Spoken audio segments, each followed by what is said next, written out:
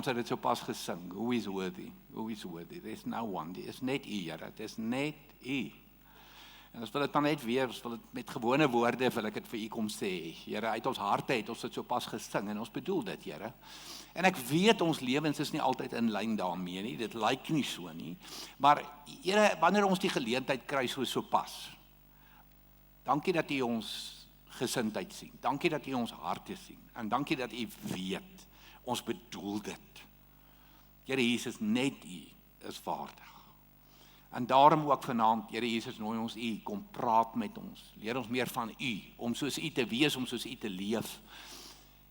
Leer ons vanaand so 'n bietjie om U identiteit en wie U werklik is beter te verstaan, sodat ons, wat sê ons is volgelinge van U, Here, en ons bedoel dit ook uit ons harte uit, dat ons net kan groei daarin.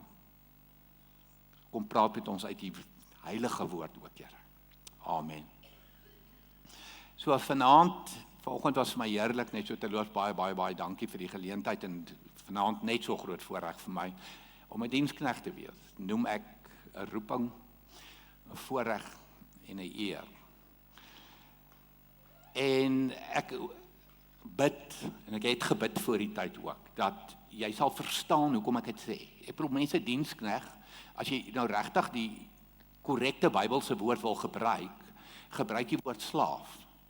Dit is baie meer die korrekte woord. As jy hom direk vertaal, die doulos woord wat Jesus gebruik, die Griekse woord doulos, wat Jesus gebruik in die Nuwe Testament, dan vertaal hy direk na slaaf toe. So, ons het nou mooi taal daarvoor, jy weet, ons is diensknegte, ons is diensmaagde van die Here en so aan, en dit is 'n ongelooflike roeping, en dit is 'n ongelooflike voorreg, en dit is 'n ongelooflike eer, maar die gemors is net, ons leef in 'n wêreldkultuur, ons leef in 'n kultuur in ons omgewings in Suid-Afrika, wat dit vir baie mense gaan oor, ek gebruik die woord, jy's 'n ego-vraat. Jy's 'n vraat, maar jy's 'n ego-vraat. Jou ego moet die hele tyd gevoed word. Dan is jy, dink jy, gelukkig, en dit maak jou gelukkig, en dit bots lynreg met diensknegt of slaaf wees dan as 'n roeping en as 'n voorreg en as 'n eer. Dit gaan vir baie oor mag, oor status, oor posisie, oor die baas wees. Ek noem dit so half 'n kultuur van die one-man band kultuur. Die one man band of one woman band kultuur. Me, myself and I. Dit is waaroor dit gaan. En diensknegt staan lynreg teenoor dit.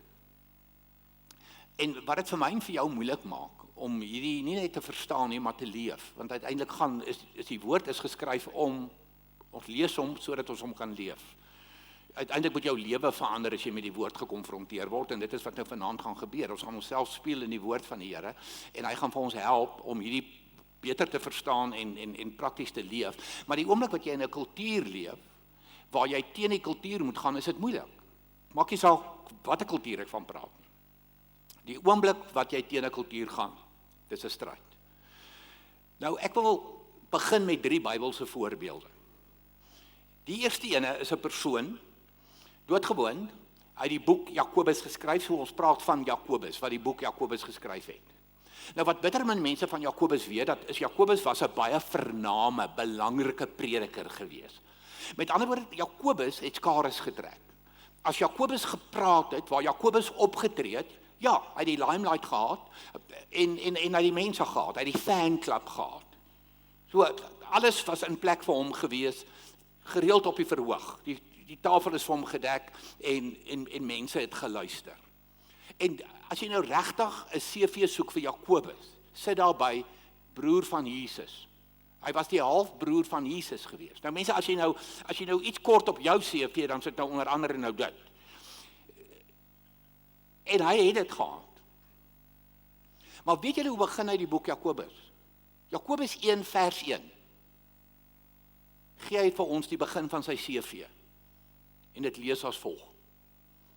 Van Jakobus, 'n dienaar van God en die Here Jesus Christus.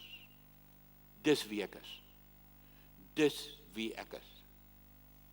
Dan sê ek, my word, jy wat al die verhoog gehad het, jy wat al die mense getrek het, jy wat die skares om jou gehad het, jy wat die limelight gehad het, ek wil die verhoog is vir jou gebou, Jy is die halfbroer van Jesus. Wat is CV? En jy sê, dienskneg. Ek is 'n dienaar van Jesus en ek is 'n dienaar van God. Dit gaan nie oor my nie. Dit gaan in die eerste plek oor hulle. So, dit is die eerste persoon wat ek wil gebruik vanaand. Net as 'n voorbeeld, 'n praktiese voorbeeld vir jou en vir my. As jy 'n CV moet doen, en ek weet dit gaan nie regtig baie goed afgaan in die sekulêre wêreld nie, maar in jou kop ten minste en in jou lewe elke dag, sit dit in jou CV. Ek is 'n dienskneg. Dit is nommer 1. Dis 'n identiteit, mense. Dis 'n identiteit, dis wie ek is. Die tweede voorbeeld wat ek wil gebruik is nou, ja, bittermin van julle ken my goed. Daar's sekere plekke in Pretoria waar ek nou baie die geleentheid het om boodskappe te bring. Daai mense ken my baie goed, hulle weet. Ek doen selde 'n boodskap wat ek nie oor Paulus praat nie. Want Paulus het 13 boeke van die Bybel geskryf, maar sy voorbeeld van dienskneg wees, sy voorbeeld van dienswaarheid, en dit wat hy oor homself skryf, en dit wat hy oor homself sê, en ek sê die hele tyd, as ek gekonfronteer word met 'n Jakobus, en as ek gekonfronteer word met 'n Paulus, dan sê ek vir myself, kom ek leer, hoe skryf hulle 'n CV? Hoor mooi, 1 Korintiërs 15, vers 9 en 10. Ek, Paulus, is immer die geringste van die apostels, en ek is nie werd om 'n apostel genoem te word nie. Dink ek, wat 'n CV. Wie gaan jou aanstel? Omdat ek die kerk van God vervolg het, maar deur die genade van God is ek wat ek is. Deur die genade van God is ek nie meer daardie mens nie. Deur die genade van God het ek 'n transformasie in my lewe beleef en ek is 'n nuwe mens met 'n nuwe identiteit. Sy genade aan my was nie te vergees. Dit het my oorgedoen. Mense, ons sien so baie op televisie makeovers, maar dis sulke ou plastiek makeovertjies, jy weet, ek bedoel, is hier 'n lippie en daar 'n haartjie en hier dit en daar dat, jy weet, ek bedoel, hierdie is 'n makeover. Hierdie is 'n makeover wat net die Here kan doen.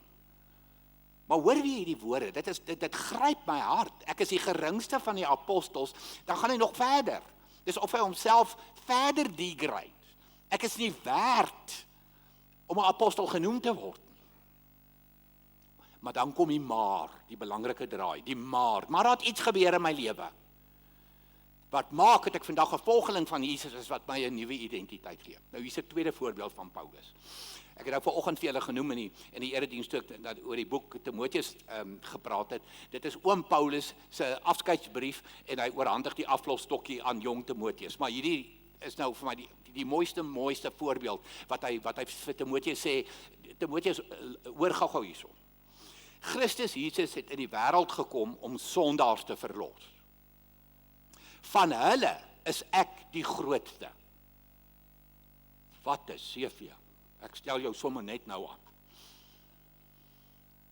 Van die apostels, ek is die geringste. Ek is nie werd om 'n apostel genoem te word nie. Van die sondaars, ek is die grootste. Niemand beat my nie.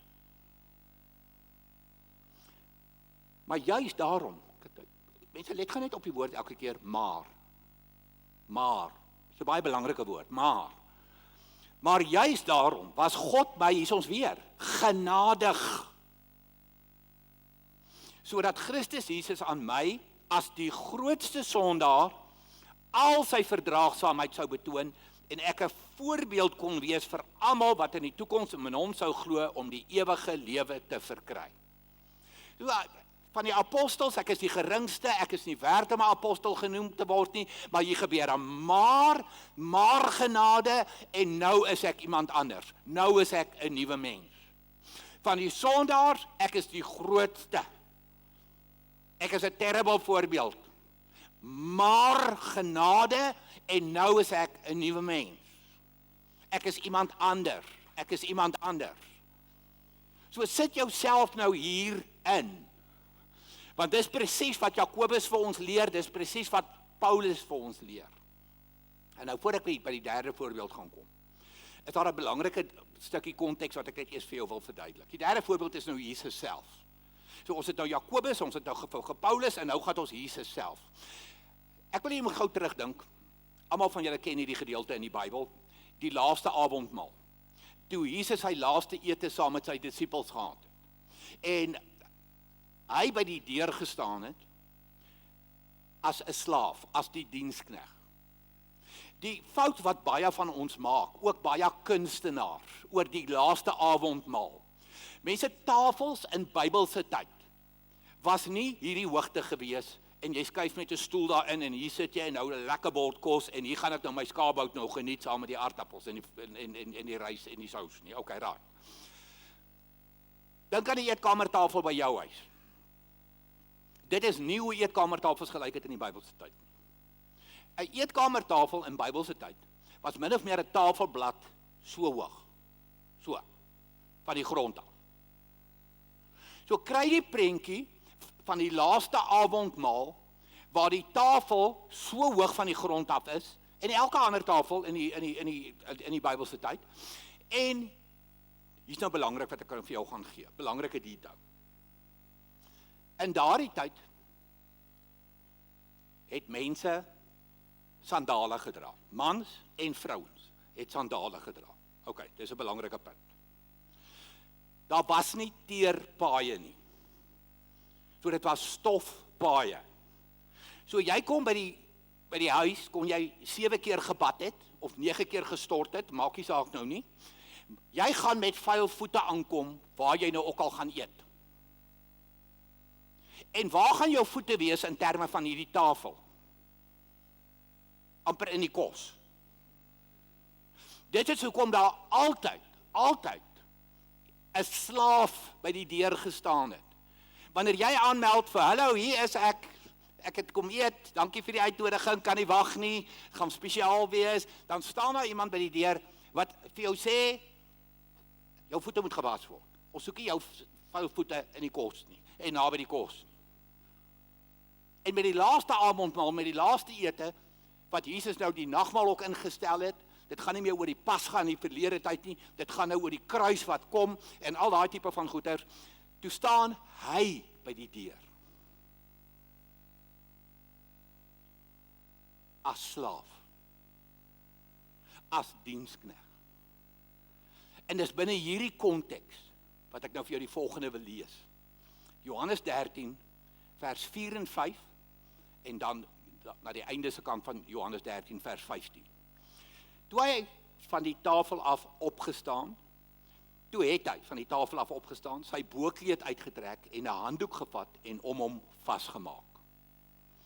Daarna het hy water in 'n waskottel gegooi en begin om sy disippels se voete te was en dit dan af te droog met die handdoek wat hy omgehad het. Mense, hier is die Here van die Heres. Ons het nou net sy lof besing. Ons het nou net sy heiligheid absoluut om aanbid vir sy heiligheid en vir sy grootheid en vir sy goedheid en vir sy majesteit en vir sy whatever. Dis hy wat by die deur staan.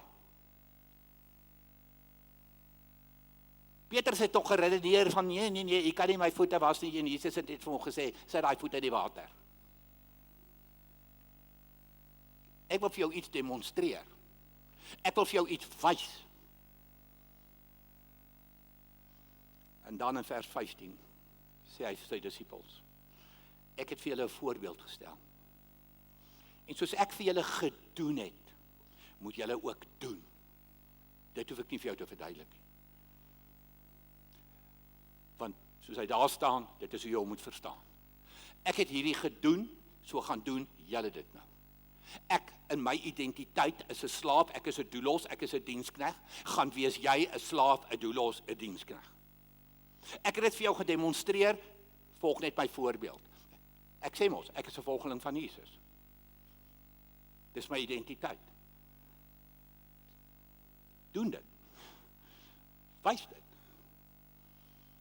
Maar hoeveel van ons het 'n gesindheid van, ag, daar's baie ander wat dit kan doen. Daar's baie ander wat dit kan doen. Daar's genoeg mense wat hier kan uithelp, en wat hier kan uithelp, en wat hier kan uithelp. Ag, hoekom moet ek nou? Ek noem sulke mense die free riders in die lewe. En ek wil dit nou reguit vir jou vanaand kom sê, die Here het nie tyd vir free riders nie. Hy kom gee vir jou sekere gawes, hy kom gee vir jou sekere talente. En hy verwag van jou, om dit wat hy vir jou gegee het, te gebruik. Dis al. Hy verwag nie die onmoontlike van jou nie. Hy verwag nie rocket science van jou nie. Hy sê, weet wat, dit wat ek vir jou gegee het, gaan deel dit uit. Wat ek vir jou gegee het, gaan dien ander mense. That's all. Dis die lewe. Nou sê ek, ons sielkundige se spreekkamers sit vol met mense wat sukkel met purpose. Purpose. Wat is my doel? Ek het nie purpose in die lewe nie. Weet jy wat, ontdek jou talente, ontdek jou gawes wat God vir jou as geskenke gegee het, want dit is wat 'n gawe is, en go and use it. Gaan gebruik dit. Gaan was ander se voete daarmee. Dis al. That's life. Dis die lewe. Dan gaan hierdie wêreld anders lyk. Hoekom lyk hierdie wêreld soos hy lyk? Ag, daar's ander wat dit sal doen. Ag, daar's genoeg mense wat aanmeld vir diens. Ek bedoel, hoekom moet ek? Hoekom moet ek? Weet jy wat, hoekom? Omdat jou identiteit as genade jou getref het, soos vir Paulus, die geringste van die apostels, maar genade en nou sulke ander mens. Die grootste van die sondaars, maar genade, nou sulke ander mens. En wat is daai ander mens? Sy ID, sy identiteit. Ek word soos Jesus, 'n slaaf vir hierdie wêreld. Ek word soos Jesus, 'n diensknegt vir hierdie wêreld.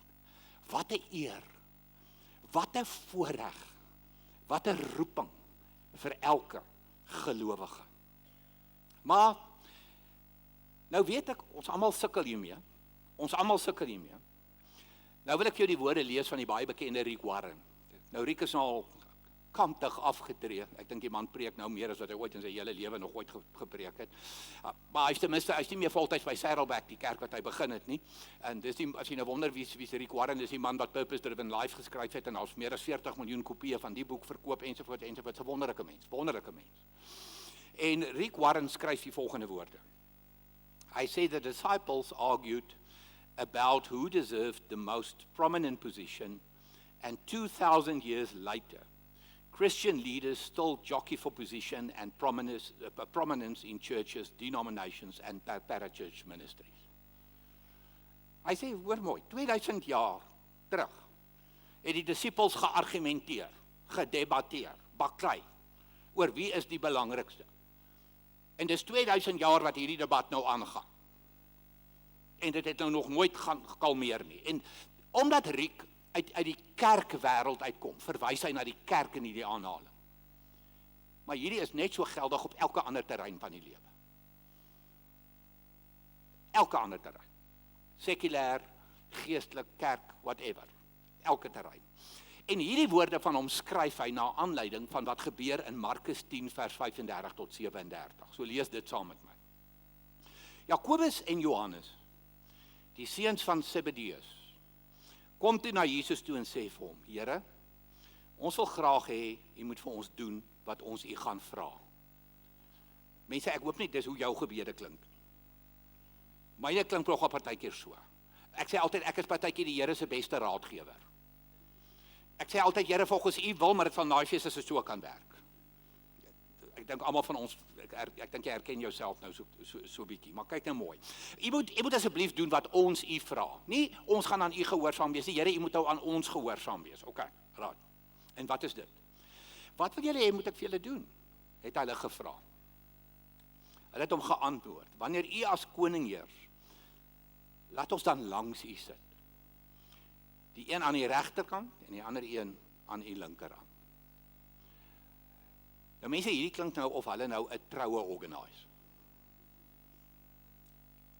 Daar's 'n hooftafel. Here, en die hooftafel, asseblief, u kan in die middel sit. Ons laat dit toe. Ons laat dit toe. U mag die belangrikste wees. U mag. Net maar u mag.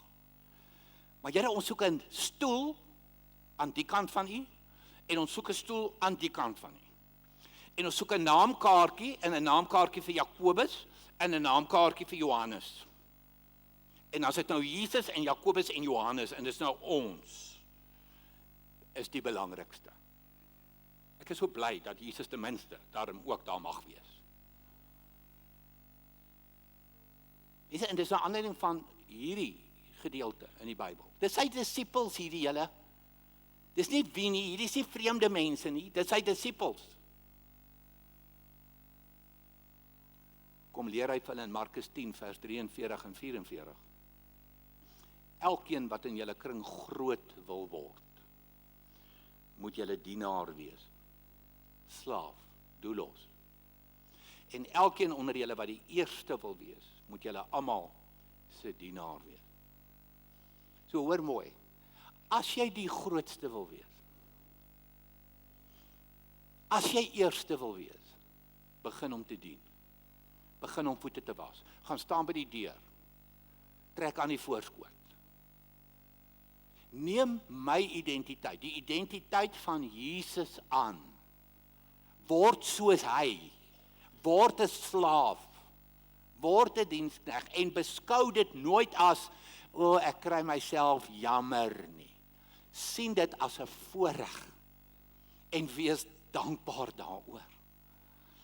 Dit is wat Jesus vir ons gedemonstreer het. En nou kom die baie bekende John Maxwell, ek wil Rick Warren is bekend, John Maxwell is bekend, hy sê, it must have shocked the apostles to be confronted with the harsh reality that to be leaders require them to be servants. This seemed so contrary to the world they knew, yet it was what Jesus had been, hoor mooi, modeling right before their eyes. Elke dag is hulle in Jesus se teenwoordigheid. Elke dag sien hulle hom in aksie. Elke dag doen hulle die lewe saam met hom en hulle mis die heel belangrikste punt van sy identiteit. Ek het gekom om te dien. Ek is 'n diensknegt. Ek is 'n doulos. Ek is 'n slaaf. En dit is wat ek vir julle kom demonstreer. Dis wat ek vir julle kom wys. Ek kom preek dit nie vir julle nie. Ek wys dit vir julle. En waaragtig, dit is hoe hulle reageer. Hooftafel by die troue. Here, ek links van u nie, my boetie regs van u, asseblief, met ons naamkaartjies daar, asseblief. Hoe mis jy dit? Mense, en dit is die vraag wat ek myself vra. Ek het ook my dae wat ek hierdie mis. Ek het ook my geleenthede wat ek hierdie mis. Wat ek te veel gaan oor my gerief, in my gemaak. Almal van ons het hierdie momente. Maar moet net nooit so 'n lewe hê nie. En raak bewus van hierdie momente. En hou aan om daaraan te werk. Nou wil ek vir jou 'n interessante ding leer vanaand. Mense, die woord wat ons gebruik in die kerk vandag, op groot skaal, op massiewe skaal, is die woord servant leadership, diensknegt leierskap. Dit is 'n baie mooi woord. En wat ek nou vir julle gaan sê, is glad nie om vir jou te sê, jy moenie hierdie woorde gebruik nie. Ek kom nie nou vanaand hier met 'n aksie van, asseblief moenie hierdie woorde ooit oor jou lippe neem nie, glad nie. Ek dink dit is fantastiese, mooi woorde, jy kan, jy mag, jy moet dit gebruik. Diensknegt leierskap. Maar ek wil vir jou die oorsprong van daai woorde verduidelik vanaand. Gedurende die 1960s en die 1970s was die sakewêreld, hoor baie mooi, die sakewêreld in Noord-Amerika baie hard, baie rigied, baie autokraties, glad nie verhoudingsgeoriënteerd nie. Absoluut, ek wil amper die woord hard en wreed gebruik. En die werkers het begin in opstand kom teen hierdie autokrasie, teen hierdie ongenaakbaarheid, teen hierdie gebrek aan verhoudings. Ons hoor mooi, ons is in die sakewêreld van Noord-Amerika. Ons is in die sakewêreld van Amerika. Dis waar ons is. En toe kom daar 'n draai by, kom ons noem dit die base, die hoofde, die CEOs, die MD's, wat hulle half reageer op hierdie, kom ons sê, uitroep na 'n nuwe leierskapstyl. En dit gaan oor die klem op mense, die klem op verhoudings, die klem op interaksie, die klem op span, vertroue tussen mense, 'n bietjie meer intimiteit, net 'n bietjie meer warmte. Hoor mooi, dis die hele konsep van diensknegt leierskap. Hoor waar kom dit vandaan? En toe gryp die kerk dit uit die sakewêreld uit. En dit is hoe dit die kerk ingekom het. Ek sê weer, ek is nie anti daai woorde nie, ek gebruik daai woorde self. As jy 'n leier wil wees 'n diensknegt leier ten minste, maar die gemors, die fout wat ons maak, Jy kry nie die woord diensknegt leierskap in die Bybel. Jy kry nie servant leadership in die Bybel. Jy kry servant in die Bybel. Dink oor daai. Jesus het homself nooit 'n servant leader genoem. Maar dit klink so dan lekker. Vir alles ek klem hier kan laat val. En so 'n bietjie minder serve. En 'n ander ding hiervan sê Rick Warren. Hy verwoord wat ek nou vir jou probeer verduidelik beter as wat ek dit vir jou kan verwoord. Hy sê, thousands of books have been written on leadership, but few on servanthood. Dink daaroor. Everyone wants to lead. No one wants to be a servant. So die klem is verkeerd. Even Christians want to be servant leaders. But to be like Jesus is to be a servant. That's what he called himself. So ek wil hê jy moet dit hoor vanaand. Ek het baie diep geduik en baie diep navorsing oor hierdie ding gaan doen, want ek moes eendag 'n praatjie doen vir 'n organisasie, 'n geestelike organisasie daar in Pretoria rondom servant leadership. Waar die woord vandaan kom, wat beteken die woord, wat behels die woord ensovoorts. Hoe verras was ek toe nou nie klomp jare terug toe ek nou die navorsing gaan doen en besef, maar hierdie is glad nie 'n Bybelse konsep nie. Hierdie is glad nie 'n ding wat in die kerk sy wortels het nie. Hierdie ding kom uit die Amerikaanse sakewêreld uit. Maar dit klink so geestelik korrek. Toe trek ons dit in die kerk in. En ek wil nou weer vir jou herhaal wat Rick Warren sê. Even Christians want to be servant leaders. But to be like Jesus is to be a servant. That's what he called himself. En dit is maar net stof tot nadenken. En ek het vanoggend hierdie skrifte gedeelte ook gebruik. 1 Petrus 4 vers 10. As goeie bedienaars van die veelvoudige genade van God moet elkeen na mate hy 'n genadegawe ontvang het, die ander dien. Hoor mooi. Mense, as jy 'n kind van die Here is, hoor mooi. Ek gaan nou 'n sekere woord gebruik wat ons net vir sekere mense gebruik baie keer. Dit is eintlik 'n woord vir alle gelowiges. Dis die woord begaafd. Ons sê as jy 10 onderskeidings in matriek kry, is 'n begaafde kind. As jy die 800 meter kan hardloop in 1:48 en jy's onder 17, dis 'n begaafde jong man. En as jy die 100 meter kan hardloop onder 11 sekondes en jy's onder 19, wat 'n begaafde persoon. Wie's begaafd? Kinders van die Here. Word geseën met gawes. Paulus leer vir ons, elkeen afsonderlik word geseën met gawes. So wat is die kuns van die lewe? Is om jou gawes te verstaan, gawes, korrekte vertaling, beter vertaling, geskenke wat die Here vir jou gegee het, wat jy in hierdie wêreld moet gaan uitdeel vir ander mense, terwille van hulle, gaan was hulle voete, gaan dien hulle, gaan wees jy die diensknegt, met hierdie geskenke wat die Here vir jou gegee het. So dis nie, hierdie is bo my vuurmaakplek nie, nee, dis iets wat jy van die Here het, jy het dit, you've got it, hy het dit gegee, omdat jy 'n gelowige is jy 'n begaafde. En nou sê hy vir jou, spring aan die werk en gaan dien. Spring aan die werk en gaan was voete. Spring aan die werk en word vuil. Dis die lewe van 'n gelowige. En dis 'n voorreg en dis 'n roeping. En dis net tyd dat ons hierdie goed net meer en meer en meer vir mekaar reguit sê. Want hoekom? Dis Jesus se identiteit. Dis wie hy is. En nou sê ek en jy, ons is volgelinge van Jesus. Wat is ons identiteit? Vra vir Paulus. Maar deur genade is ek anders. Maar deur genade het ek 'n nuwe identiteit. Ek het die identiteit wat van Jesus gekry. Ek is 'n nuwe mens met 'n nuwe identiteit. Ek sluit af. Howard Young.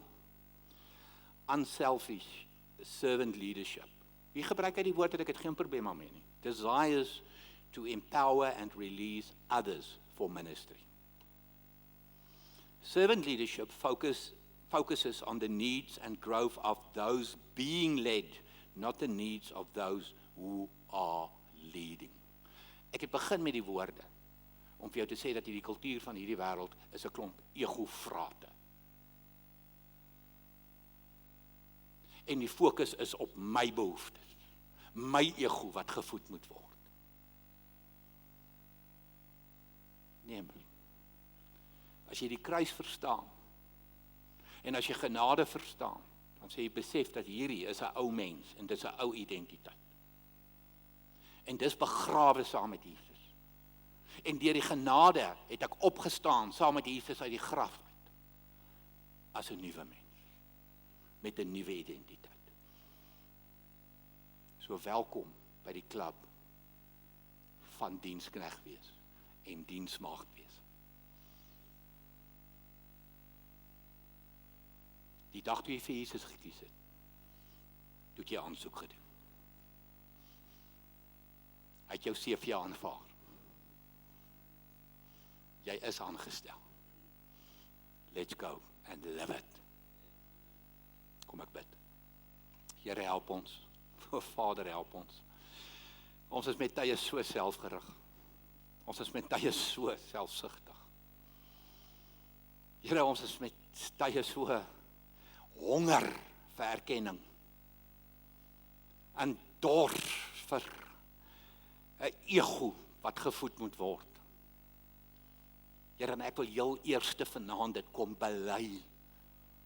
Here, ons wil op ons knieë voor U gaan vanaand en sê, dis die ou mens. Ons wil saam met Paulus kom uitroep. Maar deur die genade is ek nou anders. Deur die kruis en die leë graf is ek 'n nuwe mens met 'n nuwe identiteit. Ons wil 'n CV skryf saam met Jakobus wat sê ek is 'n dienaar van Christus en ek is 'n dienaar van God. En ek is 'n dienaar van mense. Here, en ons kom meld aan vanaand. Ons kom kies vanaand. Hierdie is nie net 'n help my Here nie, hierdie is ek kies dit, Here. Amen.